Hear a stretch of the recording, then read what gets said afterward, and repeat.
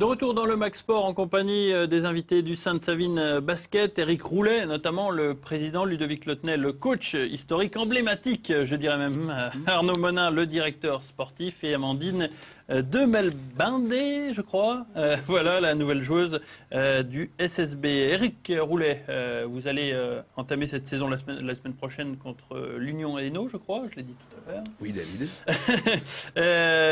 Est-ce que vous avez encore ce ressentiment de la saison dernière où vous avez touché du doigt la montée? Non. Non, la page est tournée. C'était un échec sportif, et malgré tout, c'était une belle aventure. Maintenant, on repart avec un groupe renouvelé à près de 50%. De nouveaux objectifs, une nouvelle saison, une nouvelle aventure. Donc, bon, pas de... On s'adapte. Oui. Hein. Ludovic, un groupe à 50%, ça ne vous a pas fait peur, j'ai envie de dire, parce que vous aviez l'habitude de travailler avec certaines filles, et là, d'un coup, paf, on balaye, pas un pan d'histoire, mais ça fait beaucoup de monde parti. À l'intersaison, effectivement, il est important de faire des choix au niveau de l'orientation sur un prochain cycle.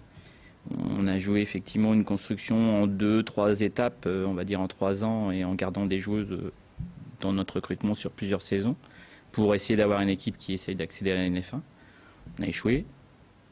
On va en tirer des bilans à l'intersaison. On a vraiment réfléchi longuement à ce qu'on pouvait faire. On a même réfléchi à repartir en National 3. Donc jusqu'où on a pu réfléchir. Ouais. Donc les dirigeants sont ambitieux. Donc on a reconstruit une équipe, on a fait activer nos réseaux, on a contacté des joueuses, on avait déjà recruté des joueuses. Donc non, j'ai pas trop peur en fait, par 50%, ça va régénérer, on apporte du sang neuf, des idées nouvelles dans la construction des séances, dans la construction du jeu. Donc c'est important de repartir sur quelque chose, je pense qu'il fallait tourner la page. Ouais. C'était une page importante du club, on a échoué, mais je ne désespère pas. Passer à autre chose, quoi. Voilà, il faut passer à autre chose, le groupe est intéressant. On a de bonnes recrues. Au niveau... Justement, Arnaud peut nous en parler des recrues, puisqu'il est à l'origine de la venue de pas mal de joueuses. C'est une volonté de piocher dans un milieu particulier ou... Oh non, pas dans un milieu particulier. La priorité déjà, c'est de compenser le départ de 5 joueuses. Avec la contrainte qui nous oblige à ne pouvoir en recruter que 3, oui. En tout cas des joueuses qui évoluaient dans un club précédent, dans un club la saison précédente, oui. Donc 3 mutés, donc ce qui nous limite fortement, d'où déjà au départ l'assurance d'avoir un groupe restreint. Et puis après, il a fallu se mettre à la recherche d'une joueuse non mutée, d'où l'arrivée de Katarina Balintova qui nous a rejoint au dernier moment. Tardivement. Quoi. Voilà. Bon, après, les 3 joueuses qu'on a recrutées, bon, Amandine se présentera après, mais ouais. Jennifer Prat, en provenance de Chenov, qui est une jeune joueuse, qui va avoir la charge de mener le jeu de l'équipe.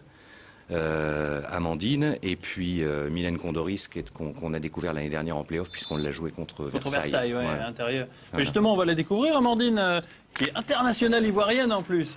Bonsoir Amandine, bonsoir. Comment ça va? Ça va. Ouais. Oui. Comment vous êtes retrouvée sur la liste du SSB?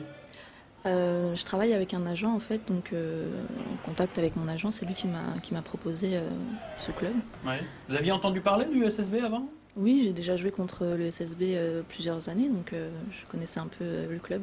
D'accord. Vous avez un beau CV quand même, jouer en équipe nationale de Côte d'Ivoire, quand même, ça flash quand même tout de suite, ça attire l'œil.